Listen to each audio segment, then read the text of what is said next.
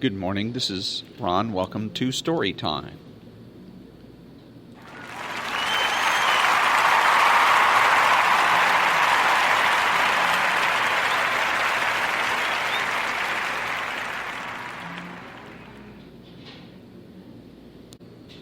Today is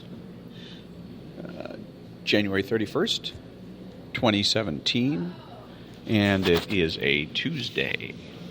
And today we're going to have a couple of selections. One is from Where the Sidewalk Ends.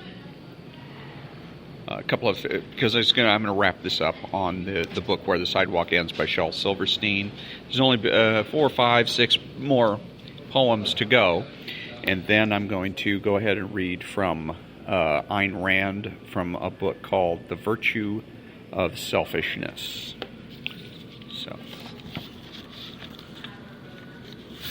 So from Shel Silverstein's book, the first selection is Hungry Mungry. Hungry Mungry sat at supper, took his knife and spoon and fork, ate a bowl of mushroom soup, ate a slice of roasted pork, ate a dozen stewed tomatoes, 27 deviled eggs, 15 shrimps, 9 baked potatoes, 32 fried chicken legs, a shank of lamb, a boiled ham, 2 bowls of grits, some black-eyed peas, 4 chocolate shakes, 8 angel cakes, 9 custard pies with Munster cheese, 10 pots of tea, and after he had eaten all he was able, he poured some broth on the tablecloth and ate the kitchen table. His parents said, "Oh, Hungry Mungry, stop these silly jokes." Mungry opened up his mouth and, gulp, he ate his folks. He then went and ate his house, all the bricks and wood, and then he ate up all the people in the neighborhood. Up came 20 angry policemen shouting, "Stop and cease." Mungry opened up his mouth and, gulp, he ate the police. Soldiers came with tanks and guns, said, "Mungry, they can't harm me." He just smiled and licked his lips and ate the U.S. Army. The president sent all his bombers. Mungry still was calm, put his head back, gulped the planes, and gobbled up the bomb. He ate his town and ate the city, and ate and ate and ate. And then he said, "I think I'll eat the whole United States." So he ate Chicago first and munched the water tower, and then he chewed on Pittsburgh, but he found it rather sour. He ate New York and Tennessee and all of Boston town, then drank the Mississippi River just to wash it down. And when he'd eaten every state, each puppy boy and girl, he wiped his mouth upon his sleeve and went to eat the world. He ate the Egypt pyramids and every church in Rome, and all the grass in Africa, and all the ice in Nome. He ate each hill in green Brazil, and then to make things worse, he decided for dessert he'd eat the universe. He started with the moon and stars, and soon as he was done, he gulped the clouds, he sipped the wind, and gobbled up the sun. Then sitting there in cold dark air, he started to nibble his feet, then his legs, then his hips, then his neck, then his lips, till he sat there just gnashing his teeth. 'Cause nothing was nothing, was nothing, was nothing, was nothing, was left to eat. And that was Hungry Mungry. My beard grows to my toes. I never wears no clothes. I wraps my hair around my bear, and down the road I goes. Mary. No one's hanging stockings up, no one's baking pie, no one's looking up to see a new star in the sky. No one's talking brotherhood, no one's giving gifts, and no one loves a Christmas tree on March the 25th. The Search. I went to find the pot of gold that's waiting where the rainbow ends. I searched and searched and searched and searched and searched and searched, and then there it was, deep in the grass, under an old and twisted bough.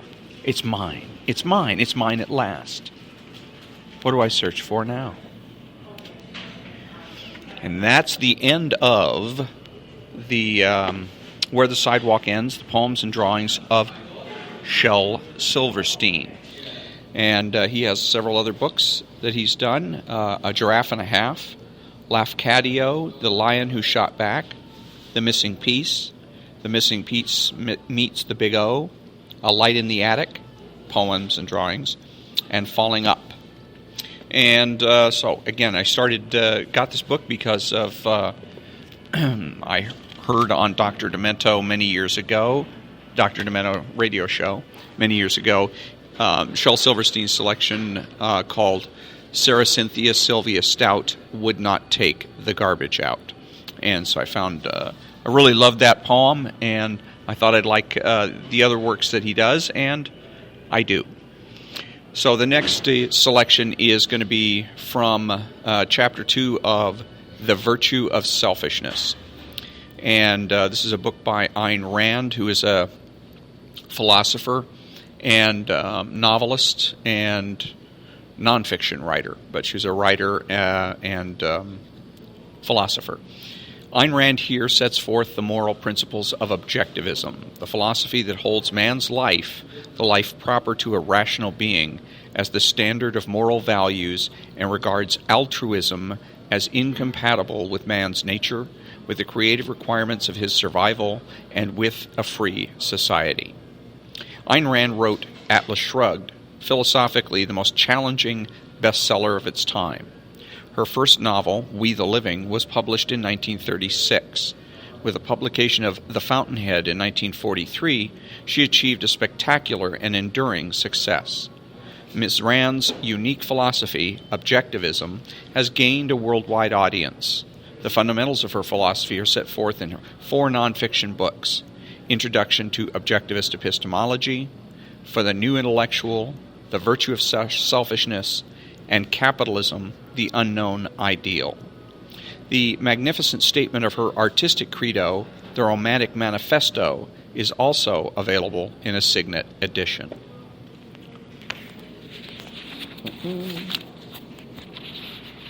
And actually, it's not going to be Chapter 2, it's going to be Chapter 3.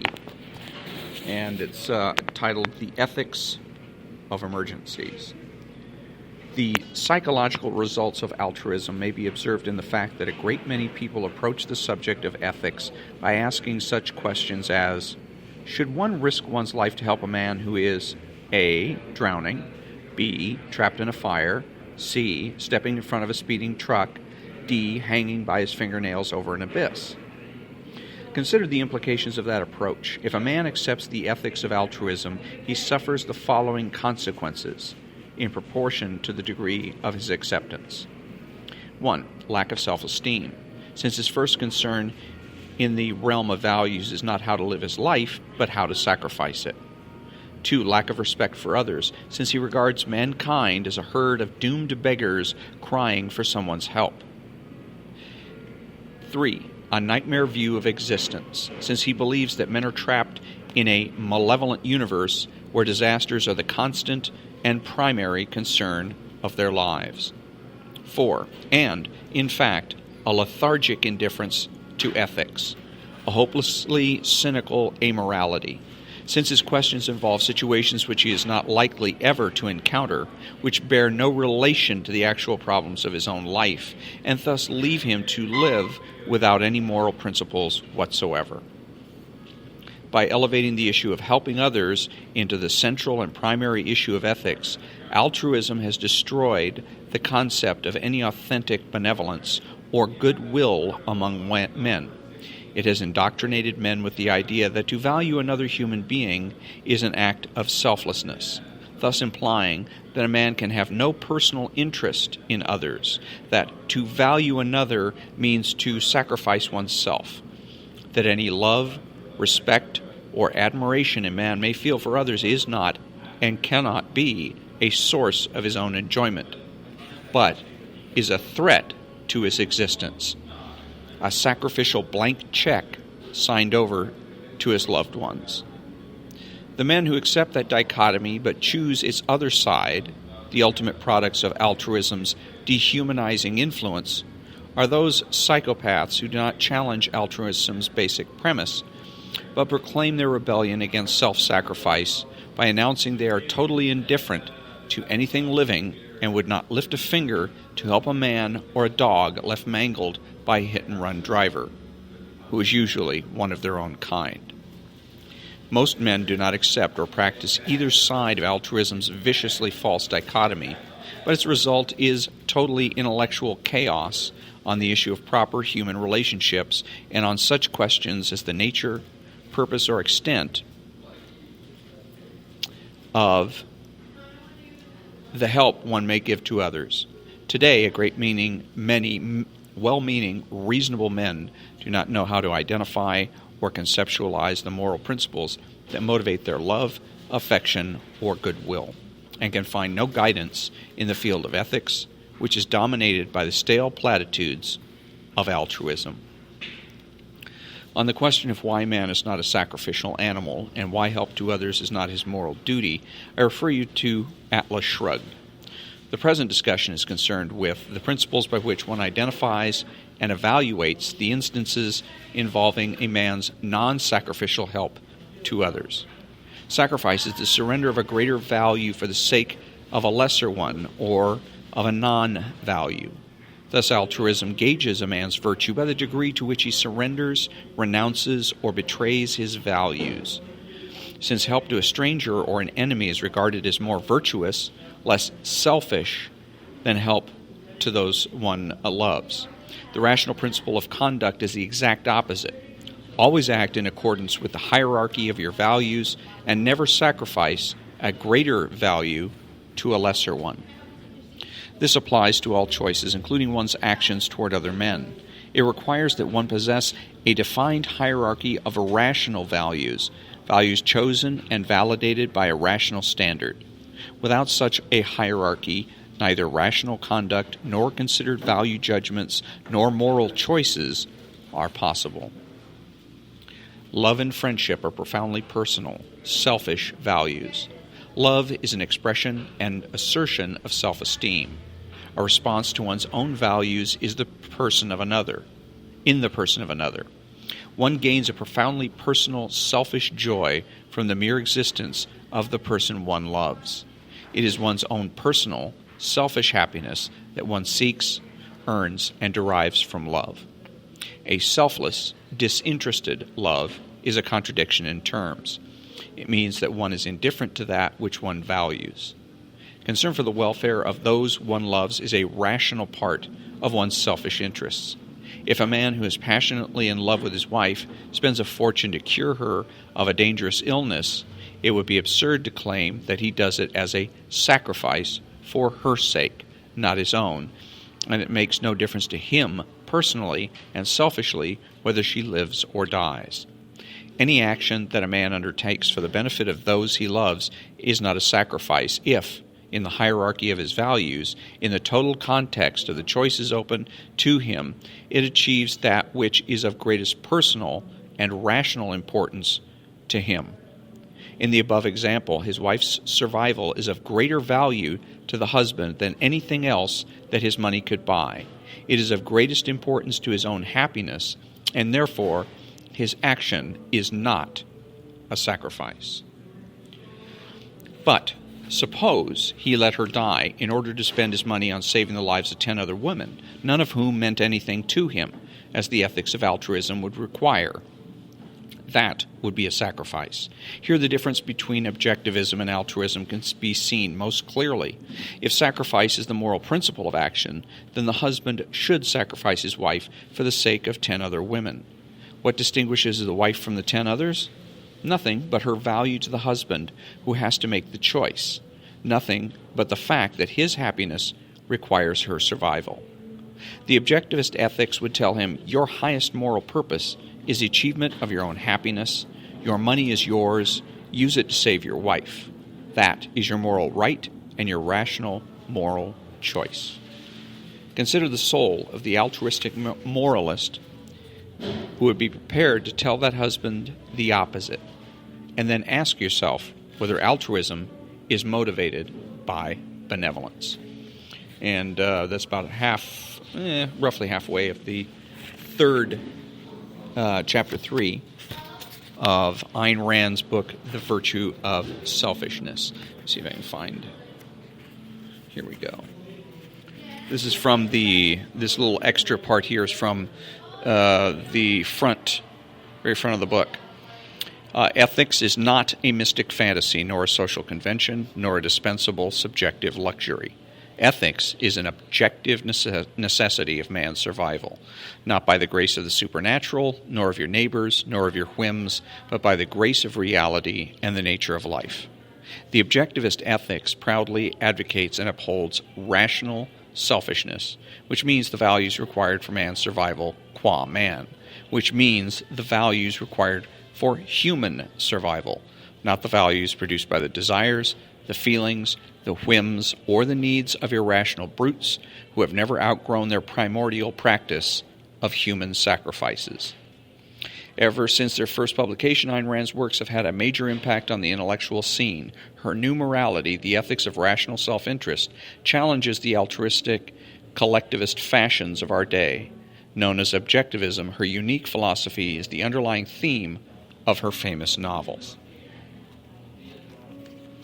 And as a comment on Ayn Rand in general and her philosophy of objectivism, it's ironic that as soon as Ayn Rand coined the term or created objectivism, she ceased to be objective. And I imagine it was rather that was tempting. The way I picture her making this mistake is probably at some kind of a cocktail party and introducing herself to somebody, saying that she's a philosopher. And somebody probably then asked her, "Oh, is that right? Well, what is your philosophy?" And that's when I suppose the temptation, the egoistic temptation to create her own philosophy was just too great. And she went ahead and created objectivism and created an inherent contradiction in all of her works. She was right about a great many things, but there were definite flaws in her work, and that was the biggest of them. In any case, that concludes today's episode of Storytime, and I read clips from, or poems from Where the Sidewalk Ends and Ayn Rand's The Virtue of Selfishness. So I'll probably pick up on finish the rest of the chapter on The Virtue of Selfishness next time, which will be on Thursday, February the 2nd. And until then, I hope you have a great day, and we'll see you next time.